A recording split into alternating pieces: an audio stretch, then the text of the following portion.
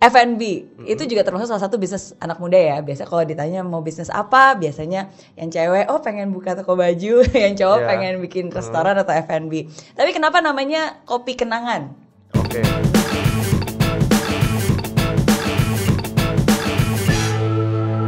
Tunggu dulu, jangan lupa untuk subscribe channel YouTube Berry Riana karena subscribe itu gratis. Hai friends, apa kabar? Nah, kalau kita berbicara tentang yang namanya mantan, ya itu pasti bikin baper atau pasti sesuatu yang ingin dilupakan dan pokoknya dibuat jauh-jauh deh ya. Tapi berbeda dengan Edward Tirtanata ya, justru yang namanya mantan bisa dibisniskan dan bahkan dijadikan sebuah usaha kopi ya. Nah, jadi penasaran nih, pengen tahu seperti apa kisahnya. Dan kalau kita berbicara tentang kopi kenangan, siapa sih yang nggak tahu? Saya termasuk salah satu peminum kopi kenangan. Wah, terima kasih banyak. Ya makanya saya undang ke sini karena kalau biasa saya minum kopinya, sekarang saya pengen ketemu sama CEO dan juga co-foundernya. Oke, siapa lagi kalau bukan Edward Tirtanata. Thank you udah datang ke The Berry Riana Show. Terima kasih juga sudah mengundang. Ya. Nah, pengen tahu dulu nih ceritanya kan.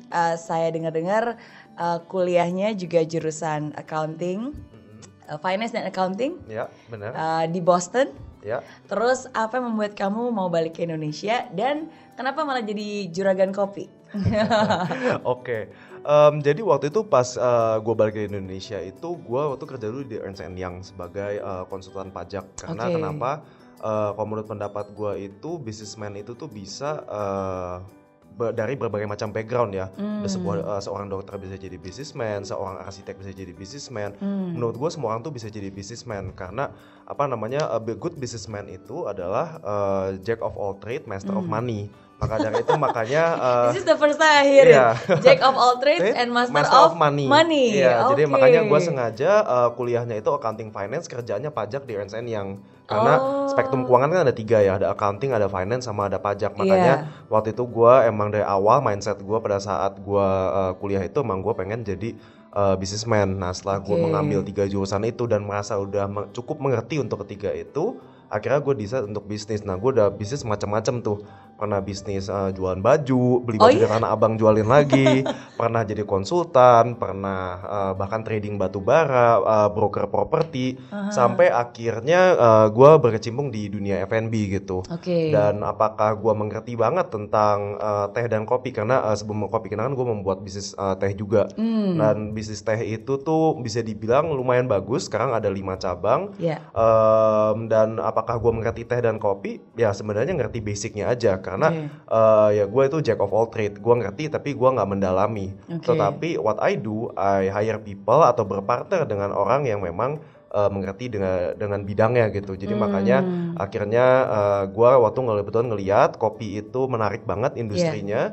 Karena coffee retail consumption di Indonesia itu hanya 7% dari total coffee consumption dibandingin misalnya di Filipina, Thailand atau Singapura yang dimana lebih dari 50%. Jadi di Singapura itu lebih dari 50% consumption. Singapura hampir 70% coffee retail consumption compared to the whole coffee consumption gitu. Jadi artinya di Indonesia itu sekitar 87% orang itu masih minum instant coffee. Coffee retail itu tuh masih tergolong kecil sekali, paling kecil malahan di Southeast Asia gitu. Jadi disitulah akhirnya kamu melihat peluang dan akhirnya masuk ke industri kopi. Ini ada banyak hal yang tadi kamu bilang itu sangat menggelitik dan saya banyak banget yang pengen saya tanyakan. Jadi pertama-tama, jadi sebelum bisnis kopi ini udah pernah bisnis fashion garment, jual beli di Tanah Abang, tapi nggak berhasil. Waktu itu tuh jadi position namanya itu Indo Rave Gears ya kalau nggak salah. Waktu kan lagi zaman now orang nge-rave dan sebagainya. Abis itu gue liatin, nggak ada yang jualan bajunya gitu. Jadi ya udahlah iseng beli baju Tanah Abang, kita desain juga. Lalu abis itu tiap kali ada rave concert kita datang, abis itu kita jualan. Dan biasanya karena waktu itu modalnya kurang, ya udah kita biasanya cuman pakai mobil, buka bagasi mobil, jualan aja di situ kayak engkongko. Jadi ya, dan so far so good sih, waktu itu bagus. Cuman gue ngelihat kayaknya ini nggak bisa jadi gede. Soalnya kan kalau lu mau bisnis, lu mau melakukan apapun lah, you want scale. Abis itu you want to be big juga kan. Karena kan kalau kata orang aim for the star, aim for the moon at least if you fall among the star kan. Jadi ya harus aim big gitu. Dan itu gue nggak bisa jadi gede. Betul, itu setuju banget ya. Jadi kita memang harus kalau punya mimpi ya harus setinggi langit, at least kalau jatuh ya masih jatuh di atas bintang-bintang. Kalau mimpinya cuma setinggi tiang listrik, begitu jatuh udah langsung tanah. Ya nggak? Benar banget. Ini sekalian jauh aja. Oke. Nah, dari bisnis garment, pernah bisnis batubara juga, pernah bisnis banyak consulting juga, dan akhirnya di F&B inilah tempat kamu bisa bertumbuh, berkarya dan mengembangkan bisnisnya. Sebelum kopi tadi berarti bisnis teh ya? Bisnis teh juga. Tahun 2000. Jadi tahun 2015 kita mulai Lewis & Carroll Tea. Sampai sekarang masih ada dan growing, tapi nggak growing yang absurd seperti kopi kenangan. Abis itu 2017 kita mulai kopi kenangan. Tahun 2018 kita dapat funding, waktu itu cuma ada 8 toko, lalu sekarang kita ada 67 toko. Cabang pertama di mana berarti? Cabang pertama itu kita di Menara Standar Chartered di kantor, karena konsep bisnis model kita tuh waktu itu kan waktu kopi susu booming ya. Tentunya mulainya itu kan waktu itu tentunya semua tahu Tuku ya. Tuku tuh adalah yang paling pertama dalam membuat kopi susu ini. Cuma waktu itu jadi ide bisnisnya tuh cukup simpel. Waktu itu gue datang ke Pasar Santa pakai Cipete. Habis itu gue loh kok ini aneh banget ini. Kenapa udah Tuku ada di sana, semua orang bikinnya sekitar Tuku gitu. Menurut gue kan itu sesuatu yang secara bisnis nggak masuk akal ya. Udah jelas yang rajanya di sana, ngapain lu tempelin rajanya gitu. Kan biar nempel-nempel sama raja, siapa tau kecipratan ya mungkin gitu kan. mikirnya kayak gitu. Cuman tapi pas gue produknya sendiri dan gue coba produknya, ini kan packagingnya udah kayak bubble tea gitu. Dan bubble tea kan booming sebenarnya di mall-mall. Makanya waktu idenya ini sih sebenarnya produknya bisa cocok masuk ke mall gitu. Makanya ya udah kita bikin brand sendiri. Harusnya mau masuk mall, tapi karena dananya kan nggak cukup, mall kan mahal ya. DP harus setahun, habis itu semuanya jadi mahal banget. Makanya kita pertama buka di kantor, karena modal masuk kantor tuh cukup murah. Akhirnya rame-rame kita bikin dan ternyata hasilnya ya bagus sekali gitu. Kita balik modal dalam 3-4 bulan. Jadi makanya dari situ ya udah kita akhirnya pakai internal cash flow sendiri dan top up modal sekali lagi untuk buka di Kokas, dan the rest is history. Abis itu kita ya udah tinggal buka-buka toko terus. Berarti abis itu pitching for investor berarti pitching for investor, untuk bisa mengembangkan dan mempercepat growth-nya lah, mempercepat growth-nya. Benar. Berarti konsepnya kopinya ini apakah untuk take away atau emang orang duduk di sana dan ngobrol dan minum? Jadi kita konsepnya itu grab and go. Kita Indonesia's fastest growing grab and go coffee chain yang non franchise. Jadi orang tuh bisa datang beli take away atau order lewat GoFood atau GrabFood. Lalu bisa juga beberapa tempat, karena kebetulan kita terlalu gede bisa duduk, cuman kita fokusnya lebih ke grab and go. Iya, karena biasa orang juga kalau lagi di kantor ya udah beli kopi bawa ke kantor gitu kan, atau nggak ya pesen. Ya jadi dan lebih safe space juga, bener nggak sih? Jadi kalau untuk growth-nya lebih mending ada banyak cabang di mana-mana daripada satu tempat dan besar dan orang kesana kan. Dan tentunya kita sebagai businessman, mau bisnis apapun sih sebenarnya sekarang kan zaman kan berubah terus ya.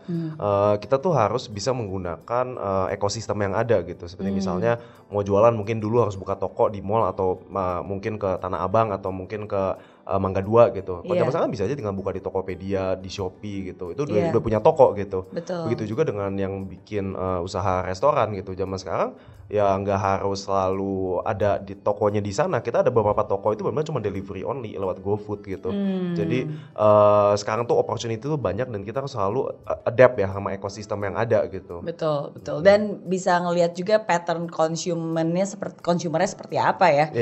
Dan di titik-titik mana, dan dari situ ya kita at least ada presence di tempat itu lah ya. Benar. Dan GoFood kasih data juga gitu, kayak misalnya toko ini kebanyakan orang yang order tuh dari kecamatan mana gitu. Oh ya udah, kita kalau memang dari kecamatan sini banyak, kita buka aja satu di kecamatan sana gitu. Jadi kita juga harus banyak lihat-lihat datanya juga gitu. That's nice. Jadi again berarti zaman sekarang ya dengan adanya teknologi banyak hal bisa dipermudah, tapi itu justru membuat kita sebagai manusia harus lebih cerdas, critical thinkingnya menganalisis data dan informasi itu kan. Karena zaman sekarang informasi juga ada di mana-mana. Ada banyak gitu. Tapi gimana kita bisa memproses informasi itu menjadi sesuatu yang berguna? Nah itu tidak bisa digantikan oleh mesin. Benar. Nah, F&B itu juga termasuk salah satu bisnis anak muda ya. Biasa kalau ditanya mau bisnis apa, biasanya yang cewek pengen buka toko baju, yang cowok pengen bikin restoran atau F&B. Tapi kenapa namanya Kopi Kenangan? Oke, kopi kenangan dan menu utamanya kopi kenangan mantan ya. Kenangan manis yang itu sudah tidak ada tapi suka muncul tiba-tiba di pikiran. Jadi semua menu kita tuh ada definisinya gitu. Oke. Jadi nama aslinya kopi kenangan mantan atau kopi kenangan? Kopi kenangan, tapi menu utamanya kopi kenangan mantan ya. Rata-rata semua orang beli, kayaknya 76% sales kita tuh rata masih kopi kenangan mantan. Jadi kenapa namanya begitu? Karena brand F&B pertama gue namanya Lewis & Carroll gitu. Dan semua orang pada bilang, wah ini brand dari mana? Dari luar negeri atau apa, bagus banget dan eksklusif kan. Lewis & Carroll namanya aja gabungan dari C.S. Lewis sama Lewis Carroll yang ngarang Narnia dan Alice in Wonderland. Memang sengaja seperti itu? Sengaja seperti itu gitu. Dan dua-duanya kebetulan adalah tea drinker yang paling terkenal dalam sejarah gitu. Jadi penulis favorit juga kah? Penulis favorit sih enggak. Saya cuman saya tahu mereka berdua cinta sama teh, makanya saya taruh nama mereka jadi nama ininya. That's nice. Dan waktu itu tuh susah banget pas saya mau bangun Lewis & Carroll, karena waktu itu selama 2-3 bulan itu susah dapat pelanggan ya. Karena orang udah takut mahal gitu. Ya kan namanya udah kedengaran mahal, udah tahu mereka.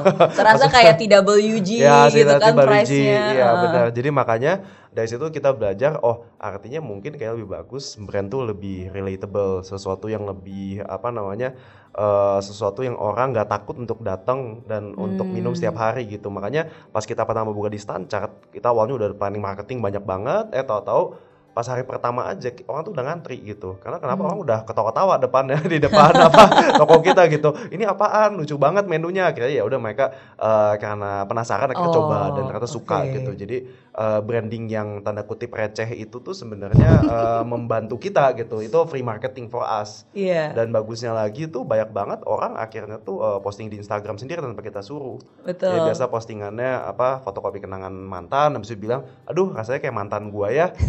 Manis di depan, pahit di belakang gitu. Iya.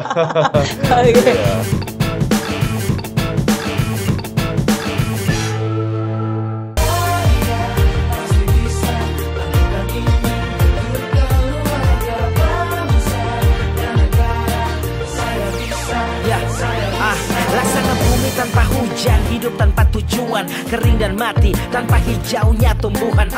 Demikian kalau mimpi tak kunjung terjadi,